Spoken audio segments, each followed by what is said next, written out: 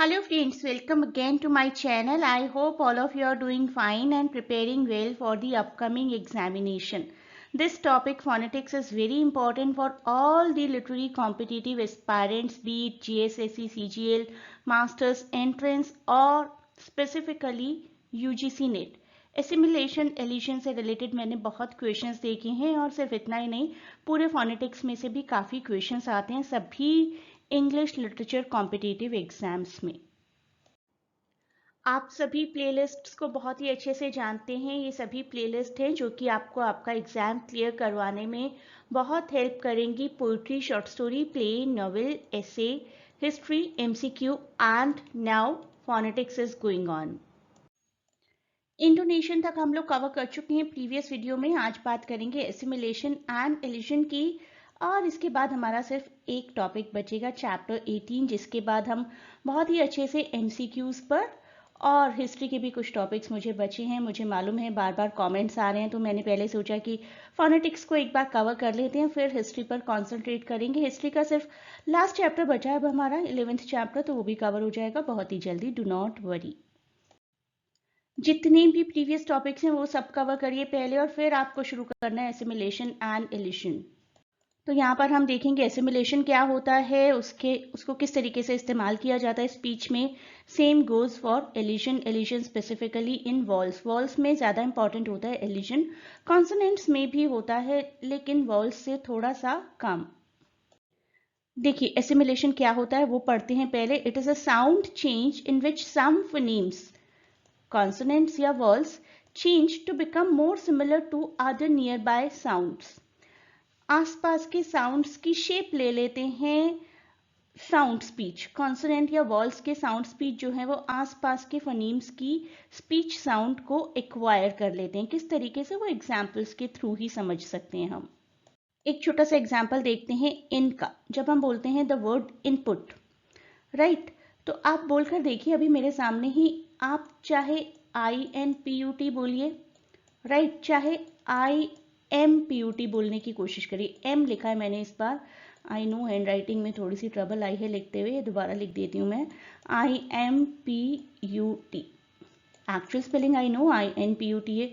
दोनों को बोलकर देखिए बहुत सिमिलैरिटी होगी और सामने वाले पर्सन को तो शायद पता भी नहीं चलेगा, राइट। इनपुट या इनपुट, राइट। तो बिल्कुल होता है ये नॉर्मल स्पीच में। In it occurs in normal speech but becomes more common in rapid speech. Rapidly अगर आप बोलेंगे तो इनपुट का इनपुट ही निकलेगा आपके मुंह से।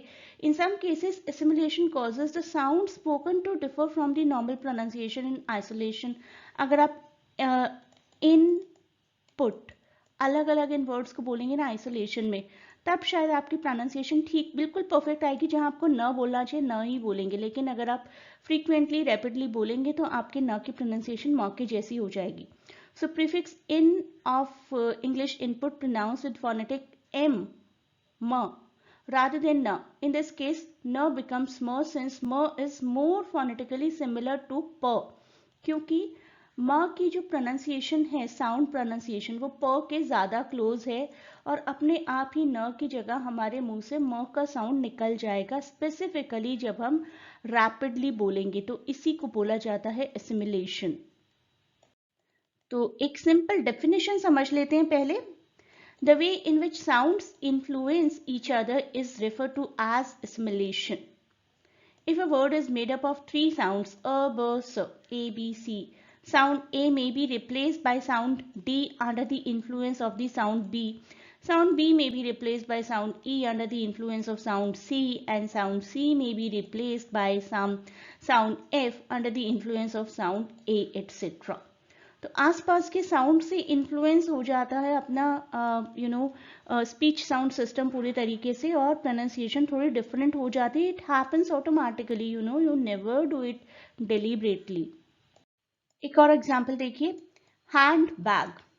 हैंड बैग को आप ड होता है यहाँ पर, लेकिन ड की जगह अगर आप रैपिडली बोलते हैं तो it becomes actually ham bag, right. थोड़ा सा फास्ट बोलकर देखने की कोशिश करिए, हैंड बैग।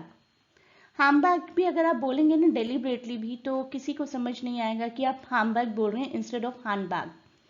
तो रैपिड स्पीच में म कन्वर्ट हो जाता है क्योंकि म एंड ब ये साउंड्स एक दूसरे के ज्यादा क्लोज हैं in your place of articulation. दोनों ही बाइलेबियल साउंड्स हैं, बाइलेबियल कॉन्सोनेंट्स हैं, दोनों में ही आप लिप्स का इस्तेमाल करते हैं। म is labiodental. म is the words like nymph, symphony, comfortable. Under the influence of the following for, which is labiodental fricative. तो म आपका बहुत बार labiodental से इन्फ्लुएंस हो जाता है बहुत सारे वर्ड्स को बोलते हुए। अब आप यहीं पर कुछ एग्जाम्पल देखिए, प, ब और ट के सेम कॉन्सोनेंट है आपका, कभी कभी आपका लिप स्प्रेड से यूज होगा यही सेम कॉन्सोनेंट और कभी कभी लिप राउंडेड से। पील, पील बोलकर देखिए आपके लिप स्प्रेड हो रहे हैं। लीप बोलकर देखिए आपके लिप स्प्रेड हो रहे हैं प प्रोनाउंस करते हुए। Beast, bell, teen, neat. ट बोलकर देखिए यहाँ पर ब बोलकर देखिए, एक बार देखिए जरूर बोलकर, तभी समझ पाएंगे। लेकिन यहाँ पर आप देखिए, पूल जब आप बोल रहे हैं तो आपके लिप्स राउंड होंगे। लूप जब आप बोल रहे हैं तो आपके लिप्स प बोलते हुए राउंड होंगे। बून, ट्यूब, टू, बूट। तो लिप्स स्प्रेड हो रहे हैं, देखिए सेम कॉन्सोनेंट में ही लिप्स स्प्रेड हो रहे हैं क्योंकि आसपास के वॉल साउंड के हिसाब से चेंज हो रहे हैं। यहाँ पर लिप्स राउंड हो रहे हैं क्योंकि सेम रीजन, आसपास के वॉल साउंड के हिसाब से चेंज हो रहे हैं। क्योंकि ऊ, सिर्फ ऊ बोलेंगे तो आपके लिप्स राउंड होंगे ना, तो पी बोलते हुए भी आपको वही प्रोसीजर फॉलो करना पड़ेगा। देखिए किस तरीके से आसपास के इन्फ्लुएंस से आपके कुछ साउंड्स नेजलाइज हो जाएंगे, यानी कि आपकी नाक से साउंड्स आएंगे। आई या E, long E is nasalised in mean. अगर आप अदरवाइज ई बोलेंगे तो वो आपके नोज से नहीं आएगा, लेकिन जब आप मीन बोलते हुए ई बोलेंगे तब आपके नोज से साउंड आएगा। Same applies for short E, mint, meant, man, nominal, नॉम, नून, नान। तो यहाँ सारे जितने भी आप वर्ल साउंड्स को प्रोनाउंस करेंगे ना, आपके वर्ल साउंड्स नेजलाइज हो चुके हैं। एक बार आराम से वीडियो को पॉज करके एक एक वर्ड को ठीक से स्ट्रेच करके प्रोनाउंस करके देखिए। अब हम देखेंगे एलिजन क्या होता है। In phonetics and phonology, elision is the omission of a sound or a phoneme in speech. यहाँ पर हम भूल जाते हैं जानबूझकर नहीं, लेकिन साउंड कुछ इस तरीके से प्रोनाउंस होता है कि वो साउंड हो या ना हो उससे कोई फर्क पड़ता ही नहीं है। वो अल्फाबेट बेसिकली हो या ना हो उससे कोई फर्क नहीं पड़ता। जैसे यहीं देख लीजिए फनीम, हम इसको फनीम बोलते हैं, लास्ट का ई तो हमने बोला ही नहीं ना, हमने नहीं बोला इसको फनीमी, राइट। फनीमी नहीं बोल रहे हम, इसको सिर्फ फनीम बोल रहे हैं, इस ई की तो इंपॉर्टेंस है ही नहीं। तो this is an elision. Elision of vowel sounds देखिए यहाँ पर है, जो भी वर्ड्स, जो भी अल्फाबेट्स मैंने अंडरलाइन किए हैं उसमें हमारा एलिशन है। एवरी, अगर हम सिर्फ ई वी आर वाई लिखते तब भी तो एवरी ही प्रोनाउंस करते। लवली, इसको हटा देते तो लवली का लवली ही रहता। General will remain a general without even this E. Evening, evening will remain evening without this e. Different will always remain different even without this e. तो हमने इस साउंड को प्रोनाउंस ही नहीं किया। अगर ये स्पेलिंग्स में नहीं होता डिफरेंट तो भी ये डिफरेंट ही रहता। तो वर्ड्स को तो हम लोग ओमिट करते ही हैं बोलते हुए, कभी कभी हम कॉन्सोनेंट्स को भी बोलते हैं। We do come across instances of consonants being elided in rapid speech. कुछ एग्जाम्पल्स देखिए। T in next is elided in next day. जब हम बोलेंगे ना नेक्स्ट डे तो हमारा टी अपने आप हमारी प्रोनाउंसिएशन में से कम हो जाएगा, खत्म ही हो जाएगा बिल्कुल, राइट। ऐसा नहीं है कि थोड़ा सा साउंड बचेगा। We say it next day. Last time, we just say last and time. Left turn, एक टी को हमने नहीं बोला, अगर अलग अलग बोल रहे हैं तब बात अलग है, left turn. But if we say left turn, if we say kept quiet, then t is elided in kept quiet. Kept quiet, we will just say it rapidly like that. T in mustn't, must not अगर बोलेंगे तो आएगा, mustn't यहाँ पर हो जाएगा एकदम से। H in ho is elided in teller, we will just say teller, right. Please go and tell her I'm not coming today, right. तो ह का साउंड कहाँ गया, ह का साउंड बिल्कुल गायब हो गया, दैट इज एलिशन। अब आप लोगों के लिए एक सवाल, What is assimilation? Option A or option B describes the disappearance of a sound, is the way how a sound modify other sounds when they meet. एक और सवाल था आपके लिए और थोड़ा ध्यान से देखिएगा, जैसे मैं बोल रही हूँ ध्यान से सुनिए. I meant to tell you your Aunt Jane phoned. Statement 1 है T in meant would disappear in fast speech. T in aunt would disappear in fast speech. तो दोनों स्टेटमेंट सही हैं या दोनों स्टेटमेंट गलत हैं? सिर्फ एक सही है, सिर्फ दूसरी स्टेटमेंट सही है. इनमें से क्या ऑप्शन आपको ठीक लगता है वो मुझे आप कमेंट्स में बताइए.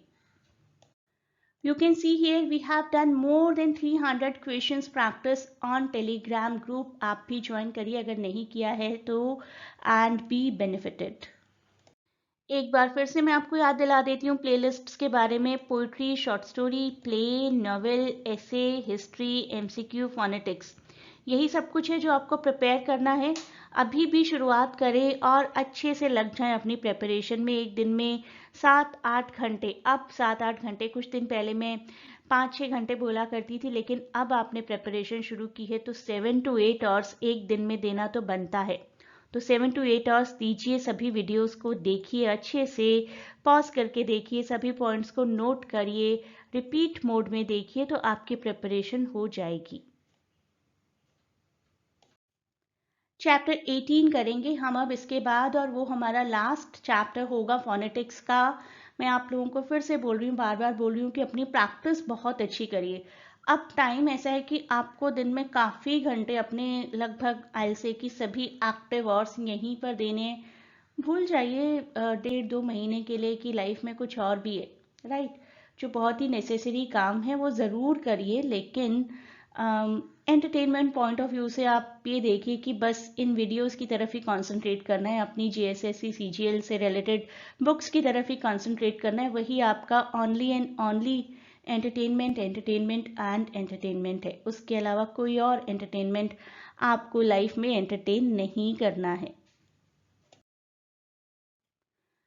आप सबके एग्जाम के लिए मेरी तरफ से ग्रेट गुड लक, और please do not forget to share and subscribe the channel and provide your valuable feedback in comments.